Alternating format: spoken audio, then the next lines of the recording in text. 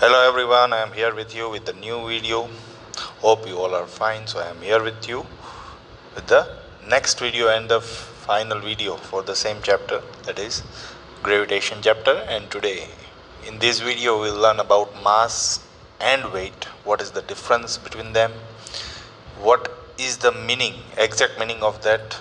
How are both physical quantities different from each other? So today we'll learn all this. So let's start today's video. So what is mass? So the general definition of mass is the measure of amount of matter of object contains is called mass. कितना number of atom एक object के अंदर है उसको भी हम मास बोल सकते हैं, या फिर कितनी मॉलिक्यूल्स एक मैटर के अंदर है उसको भी हम मास बोल सकते हैं। ठीक है स्टूडेंट, समझ में आ रहा होगा। जैसे कि कोई भी एक ऑब्जेक्ट है उसके अंदर एक एटम है, वैसे कई सारे एटम्स है, उसने कितनी स्पेस ऑक्यूपाई करके रखी है उसको हम मास बोलेंगे। ठीक है, इसमें कोई फोर्स का या ग्रेविटेशन का रोल प्ले होता नहीं है। So the measure of amount of matter और you can say that number of atoms, or you can say that the measure of inertia, एक ऑब्जेक्ट के ऊपर कितना इनर्शिया लगता है। इनर्शिया क्या है students? The tendency of an object to remain at rest और in motion is known as inertia. तो एक ऑब्जेक्ट है, उसकी कितनी क्षमता है कि वो अपने मोशन को स्टैंड स्टिल रख पाए। ठीक है, जैसे कि एक ऑब्जेक्ट रेस्ट में है तो वो खुद को रेस्ट में रख पाए, या फिर वो मोशन में है तो वो मोशन में ही रहे। वो कितनी कैपेबिलिटी है वो डिसाइड करेगा कि उसका इनर्शिया कितना है। तो जितना इनर्शिया ज़्यादा उतना उसका मास ज़्यादा। So inertia is directly proportional to mass, as we already know from our previous chapter. Okay students, so measure of mass is nothing but inertia. So inertia is directly proportional to mass. And the material that all objects and substances are made up of, anything that has a mass and takes up a space, कोई भी object जिसके पास मास हो या फिर वो एक जगह के ऊपर हो तो उसको हम मास बोल सकते हैं। समझ में आ रहा है? कोई भी एक ऐसी चीज़ जिसके अंदर छोटे छोटे मॉलिक्यूल्स हो और वो ऑब्जेक्ट या थिंग एक पर्टिकुलर स्पेस को ऑक्यूपाई कर रही हो, उसको हम बोल सकते हैं कि वो ऑब्जेक्ट के मास है। ठीक है स्टूडेंट्स, आगे जाते हैं। तो वेट क्या है स्टूडेंट्स? मास के ऊपर एक ही फोर्स लगेगा, वो है ग्रेविटेशनल फोर्स। वैसे कई सारे फोर्सेस लगते हैं, पर ये चैप्टर के पर्सपेक्टिव से अगर हम देखते हैं तो कोई भी एक मास है, ठीक है स्टूडेंट्स, उसके ऊपर जो डाउनवर्ड पुल लगेगा वो किसके कारण होगा? ग्रेविटेशनल फोर्स के कारण। सो वेट है वो ये फोर्स को डिफाइन करता है। ठीक है, so weight is the force that result from the acceleration by gravity on mass of the object. Acceleration by gravity students, ये किसकी बात हो रही है? स्मॉल जी की बात हो रही है। एक ऐसा फोर्स जो कोई भी एक ऑब्जेक्ट के ऊपर लगता है जिसके कारण वो ऑब्जेक्ट है वो अर्थ की तरफ खींची जाती है, तो उसको हम बोल सकते हैं कि वो वेट है। So weight is nothing but the product of mass and gravitational acceleration. तो आप देख सकते हो उसका formula, weight is the product of mass and gravitational acceleration, where m stands for mass and g stands for gravitational acceleration, जिसकी value है 9.8। Gravitational acceleration जो हमने पढ़ा था इसके प्रीवियस वीडियो में कि कोई भी एक ऑब्जेक्ट होती है स्टूडेंट्स, कोई भी एक ऑब्जेक्ट होती है वो 9.8 मीटर पर सेकंड स्क्वायर के वेलोसिटी से ही नीचे गिरने वाली है। याद है आप सबको? कोई भी एक ऑब्जेक्ट है वो अगर नीचे गिरती है तो t = 0 में उसकी वेलोसिटी 0 होती है, पर जैसे ही वो ऑब्जेक्ट है वो t = 1 सेकेंड पे अगर उसकी वेलोसिटी आप मेज़र करोगे तो उसकी वेलोसिटी हो जाएगी 9.8 मीटर पर सेकंड। फिर से अगर टाइम बढ़ा तो उसकी वेलोसिटी इसकी डबल हो जाएगी। So approximately it would be equal to 19.6 metre per second. तो समझ में आ रहा होगा स्टूडेंट्स मैं जो बोलना चाहता हूँ। तो यही है ग्रेविटेशनल एक्सेलरेशन।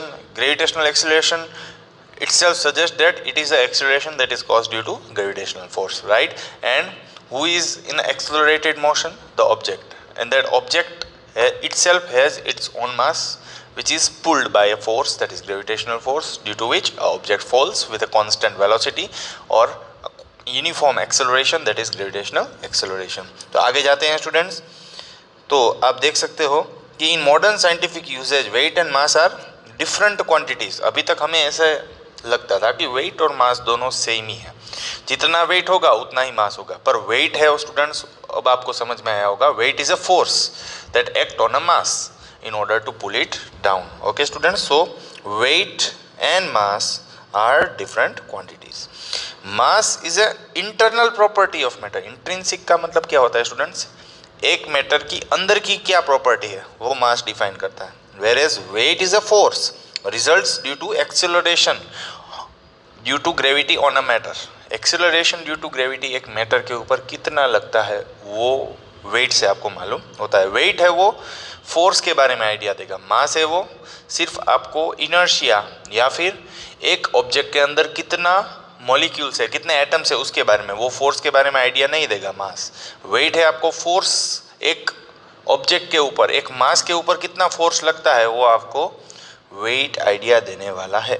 ठीक है students, so it measures how strongly the force of gravity, कितने पावर से एक ग्रेविटेशनल फोर्स है वो ऑब्जेक्ट को अच्छी तरीके से खींच रहा है स्टूडेंट्स, ये आपको वेट बताएगा। ठीक है स्टूडेंट्स, आगे जाते हैं। मास एंड वेट का डिफरेंस बहुत ही इंपॉर्टेंट है, जो हर बार एग्जाम में पूछा जाता है 2 मार्क में। It is the measure of number of atoms और amount of matter in an object, already discussed in our definition section. Weight is a force exerted by an object of fixed mass due to gravity. देखिए, fixed mass वाले object के ऊपर एक force लगता है जिसके कारण वो एक्सिलरेट होता है, उसको हम बोलते हैं वेट। ठीक है, मास है स्टूडेंट्स वो सेम रहेगा, कांस्टेंट का मतलब क्या है, सेम, या फिर वो इक्वल रहेगा। कोई भी प्लैनेट में जाओ मास सेम रहेगा, वेट है वो सेम नहीं रहेगा, क्योंकि ग्रेविटेशनल फोर्स हर एक प्लैनेट में अलग अलग होता है। That's why it is not constant for a body but it changes from place to place. मैंने आपको रीजन भी दे दिया, क्योंकि ग्रेविटेशनल पुल जो होता है students, gravitational pull is different. ये इसका रीजन है कि क्यों अलग अलग वेट होता है। जितना ग्रेविटेशनल फोर्स अर्थ में है उतना ही मून में नहीं होगा, जितना ग्रेविटेशनल फोर्स यहाँ पे है उतना ही मर्क्यूरी में नहीं होगा। समझ में आ रहा है स्टूडेंट्स? अब मास को कैसे मेजर कर सकते हो, उसकी वैल्यू चाहिए तो बीम बैलेंस से। बीम बैलेंस क्या है आप देख सकते हो, ये वाला है बीम बैलेंस। आपने जनरली देखा होगा ऑर्नामेंट्स या ज्वेलरी शॉप में, जब कोई भी गोल्ड ऑर्नामेंट्स का मेजर किया जाता है तो मास मेजर करते हैं, वेट को मेजर नहीं करते हैं। ठीक है स्टूडेंट्स, आगे जाते हैं। Its unit is in KG.